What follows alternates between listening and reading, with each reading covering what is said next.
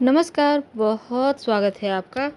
हमारे हिंदू धर्म के अनुसार अगर हम होली के दिन या किसी भी शुभ दिन शुभ मुहूर्त में कोई भी पूजा पाठ करते हैं या टोने टोटके करते हैं तो वो सफल हो जाता है।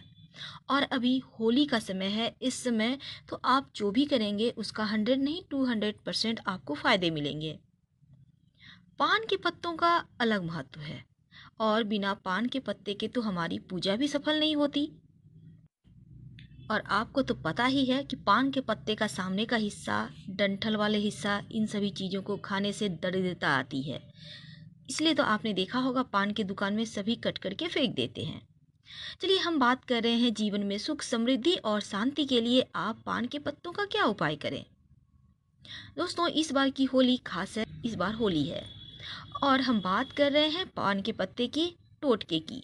तमाम तरह के उपाय हम आपको बतलाएंगे। उनमें से सबसे पहले हम बतलाते हैं आपको धन के लिए क्या करें। आप अपने व्यापार में स्थल पर बिक्री बढ़ाने के लिए क्या करें। यदि आपको ऐसा लगता है कि किसी ने तांत्रिक क्रिया करके आपकी दुकान बांध दी है, बिक्री एकदम से ठप हो गई है, पहले सब कुछ ठीक था लेकिन लगता है अब जैसे ग्राहक ही नहीं आ रहे हैं, तो आप होली के दिन आज भी कर सकते हैं और कल भी कर सकते हैं, क्योंकि 2 दिन होली मनाई जाती है। 5 पीपल के पत्ते और 8 पान के साबुत डंटीदार पत्ते, यानी टूटी भी नहीं होनी है, एक ही धागे में पिरोकर, यानी कि आपको मौली धागा लेना है और सबका डंठल उसमें बांध देना है। दुकान में पूर्व की ओर बांध दें। ऐसा कम से कम 5 शनिवार कीजिएगा और पुराने पत्तों को किसी नदी में या कुएं में डाल दें। इस उपाय से आपकी बिक्री भी बढ़ेगी और ग्राहक तो आएंगे ही, आपके इनकम बढ़ जाएंगे। अगर आपके काम रुके हुए हैं, बन नहीं रहे हैं, चाहे वो विवाह संबंधी बातें हो, धन संबंधी हो, व्यवसाय जॉब संबंधी हो, तो आप क्या करेंगे। रविवार को एक पान का पत्ता लेकर घर से बाहर निकलिए। आपके रुके हुए सभी कार्य संपन्न होना शुरू हो जाएंगे। पास में रखना है आपको, पॉकेट में भी रख सकते हैं, बैग में, पर्स में भी रख सकते हैं। आपका अगर विवाह तय नहीं हो पा रहा है या विवाह पक्का नहीं होने के साथ साथ लोग पसंद नहीं कर रहे हैं आपको, किसी न किसी कारण से कुछ रुकावटें आ जा रही है, तो ऐसे में क्या करेंगे। होने वाले जीवन साथी को अपने प्रति आकर्षित करने के लिए क्या करना है आपको।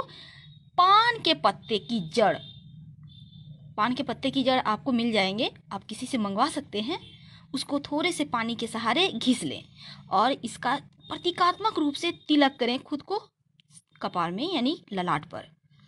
ऐसा करने से विवाह के लिए जो लोग देखने के लिए आएंगे ना, आपसे मोहित हो जाएंगे और आपका विवाह पक्का हो जाएगा। होली के दिन आपको घर के प्रत्येक सदस्य को होलिका दहन में देसी घी में भिगोई हुई 2 लौंग, एक बतासा और एक पान का पत्ता अवश्य चढ़ाना चाहिए। हर एक व्यक्ति को चढ़ाना चाहिए, कम से कम हर घर से तो जरूर। इसके बाद होली की 11 परिक्रमा करते हुए सूखे नारियल की आहुति देनी चाहिए।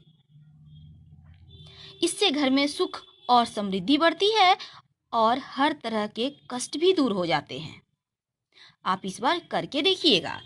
ये पान के पत्ते पर ही आप रखिएगा बतासा और घी में जो आपने लौंग भिगो कर रखा है। अगर पत्नी है, पति से, आपका पति आपको प्रेम नहीं करता, बात बात पे झगड़े लड़ाइयाँ करता है या अपशब्द का व्यवहार करता है, तो क्या करेंगे। होली के दिन एक पान का पत्ता लें, उस पर चंदन और केसर का पाउडर मिलाकर रखें। फिर माँ दुर्गा के सामने बैठकर दुर्गा स्तुति में से चंडी स्रोत का आप लगातार 43 दिनों तक पाठ करें। और पान का पत्ता रोज नया आपको प्रयोग करना है और पुराना वाला जो पान पत्ता है उसे संभाल कर रखिएगा। जब 43 दिन हो जाएं, तब उन सभी पान पत्तों को इकट्ठे रखकर जल में प्रवाहित कर दें। और चंडी पाठ करने के बाद जो चंदन और केसर जो आपने पान के पत्ते पर रखा था, उसका तिलक अपने माथे पर लगाकर पति के सामने जाएं। इस उपाय से पति का प्रेम आप पर बना रहेगा और आपसे झगड़े लड़ाइयाँ वाद विवाद भी नहीं करेंगे। अगर नज़र दोष से परेशान है तो आप क्या करेंगे। होली के दिन आपको पान के पत्ते में गुलाब की 7 पंखुड़ियाँ रखकर जिनको नज़र लगी है उनको खिला दें। ऐसा करने से नज़र दोष उतर जाता है। अगर आप हनुमान जी को पान के पत्ते पर कत्था, गुलकंद, सौंफ और सुमन कतरी रखकर हनुमान जी को आप चढ़ाते हैं, याद रहे चूना और सुपारी उसमें मत डलवाइएगा। मंगलवार या शनिवार को और कम से कम होली के दिन तो जरूर ही कीजिए। और हनुमान जी से कहें, हे हनुमान जी, आपको मैं यह मीठा रस भरा पान अर्पण कर रहा हूँ। इस मीठे पान की तरह आप मेरा जीवन भी मिठास से भर दीजिए। हनुमान जी की कृपा से कुछ ही दिनों में आपकी समस्त समस्याएं दूर हो जाएंगी। होली का त्योहार कठिन से कठिन कार्य भी आसानी से हो जाता है, क्योंकि इस दिन हम टोटकों से प्राप्त कर लेते हैं कुछ शक्तियाँ। और खासकर सरकारी काम हो या फिर कोई व्यवसाय संबंधी काम हो, शादी विवाह का काम हो, संतान संबंधी कोई पीड़ा हो, धन का आगमन नहीं हो पा रहा हो, तमाम की तरह की चीज़ें हम बहुत आसानी से इस दिन किए गए उपाय के द्वारा प्राप्त कर लेते हैं। और इस बार ये पर्व 21 मार्च गुरुवार के दिन है। चलिए हम बतला रहे हैं आपको कि दीपक से क्या करें, ऐसा कहाँ जलाना है दिया कि माँ लक्ष्मी की कृपा आप पे बरसे, आपकी तमाम मनोकामनाएं पूर्ण हो जाए। आइए हम आपको बतलाते हैं। उस चलिए उसके पहले आपको हम कुछ उपाय भी बतला दें। जैसे अगर आपको लगता है आपके घर पर भूत प्रेत का साया है, बुरी आत्माएं हैं, लगता है जैसे किसी ने मस्तिष्क को बांध लिया है, कुछ कार्य ही नहीं कर पा रहे हैं, तरक्की नहीं कर पा रहे हैं, मन बुझा बुझा सा रहता है, बहुत सारी चीज़ें हैं। और ये सारी समस्याएं अगर आपको लगता है कि है आपके घर के ऊपर, आपके अपनों के ऊपर, तब क्या करेंगे? जब होलिका तो ऐसे आज ही जलेगी, लेकिन होलिका की जो जल जाए तो थोड़ी सी अग्नि अपने घर ले आइएगा। अगर आप आज वीडियो देख रहे हैं तो ये उपाय जरूर कर सकते हैं। और अपने घर के आग्नेय कोण यानी पूरब और दक्षिण के कोना में आपको रखना है तांबे या मिट्टी के पात्र में। उस अग्नि को थोड़ा सा लाइएगा और सरसों के तेल का दीपक जलाएं वहीं पर।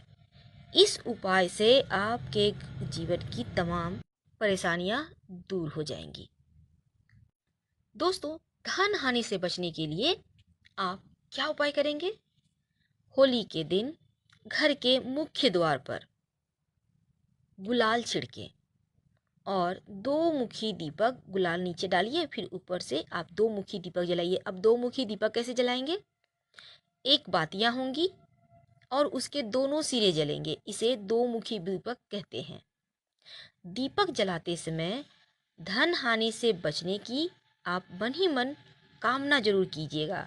और जब दीपक बुझ जाए तो उसे होली की अग्नि में डाल दें। वैसे तो आप अगर आज कर सकते हैं तो ठीक है, नहीं तो जब दीपक बुझ जाए तो आप जहाँ पे होली का दहन हुआ है, जहाँ जला है, वहाँ पे आप मिट्टी हल्का सा कोड़ के रख दीजिएगा।